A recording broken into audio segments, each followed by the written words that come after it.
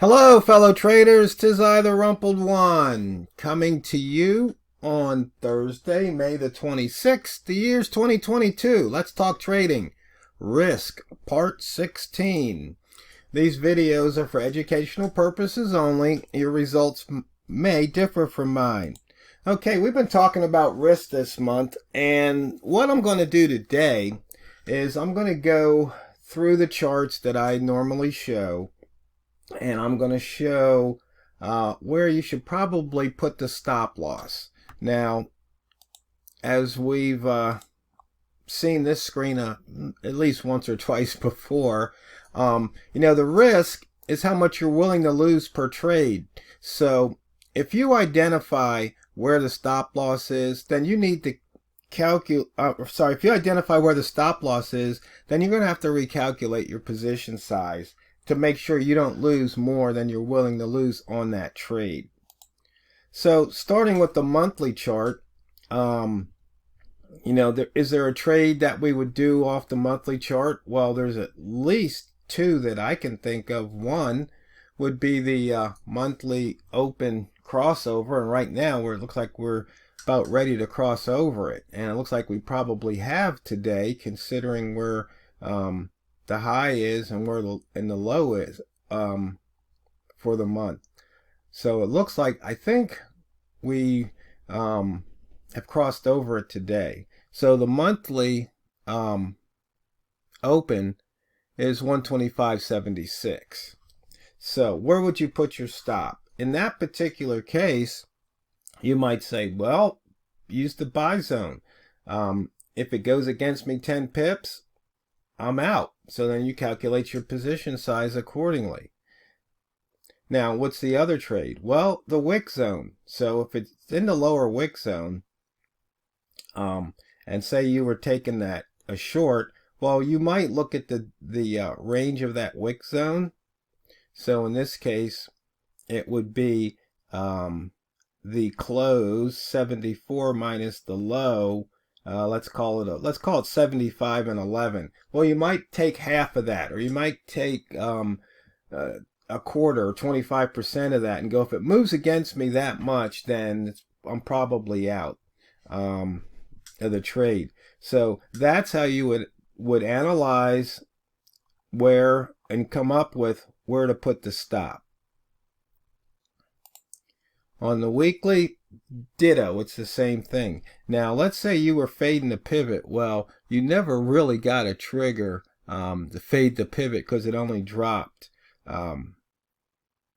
2 points. But let's just say you just jumped in and then it started to reverse on you. Well, you might want to look and see, well, we've got the high of 24 versus the open here of 68. So 25, 24, and 68, that's pretty huge. But it gapped down.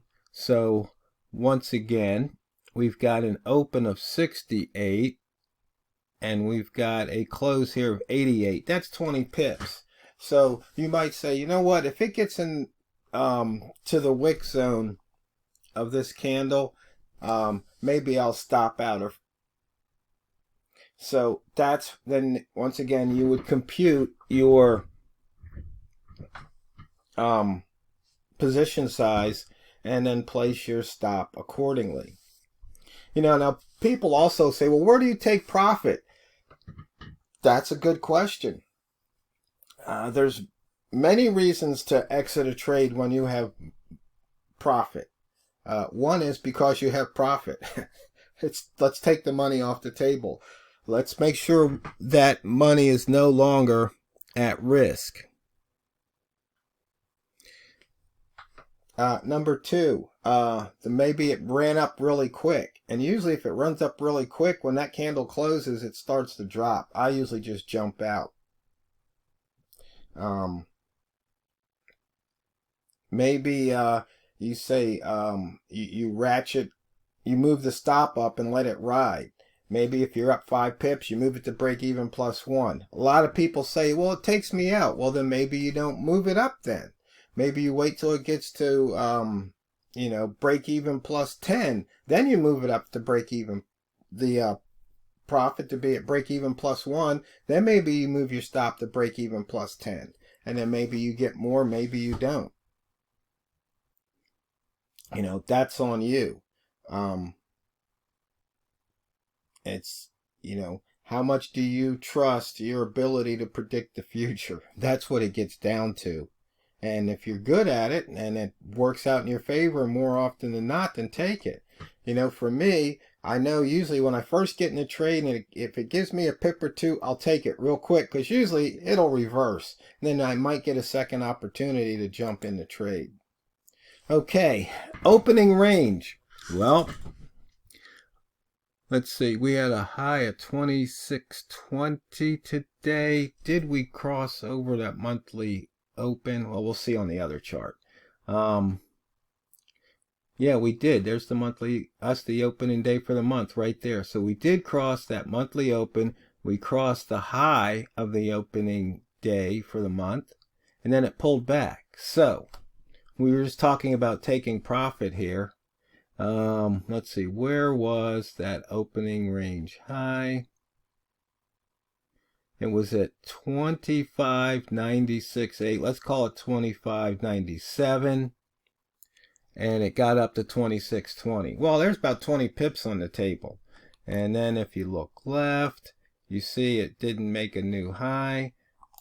It just take the money off the table. Now, where would you put your stop loss? Well, let's see.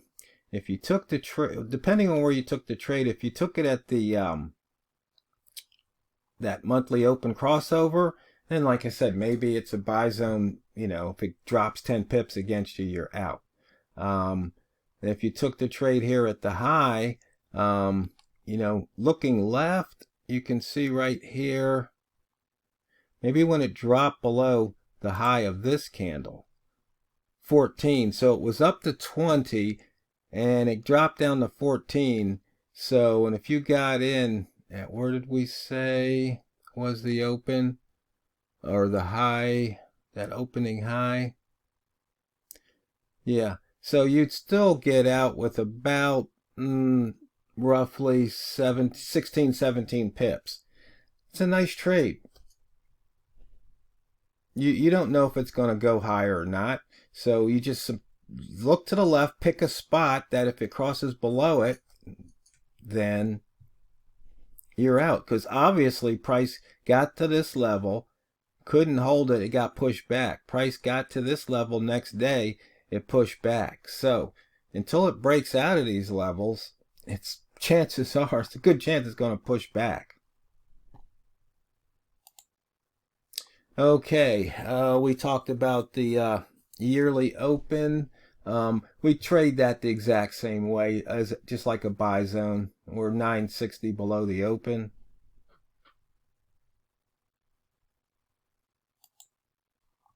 Inside bar, another nice trade. So if we took that inside bar trade, yesterday was inside bar, 25.90, high of 25.50. Wait a minute. High of 26.20. So there's 30 pips. Once again, exact same thing. You look to the left, and I've already explained it. Lots of inside bar trades this week. I expect there's going to probably be some next week because we're coming up to a holiday weekend. So I would imagine Friday, Monday trading is going to be pretty sketchy. 69 pip range on the day. We've talked about wick zone trades here. And we've talked about the buy zone trades. So here you can see you enter. If it closes below or crosses below that open, you know, just taking the daily open crossover here, you can see how many times that has paid off. In fact, even this hour, taking that daily open crossover, you'd be up 10 pips at the moment.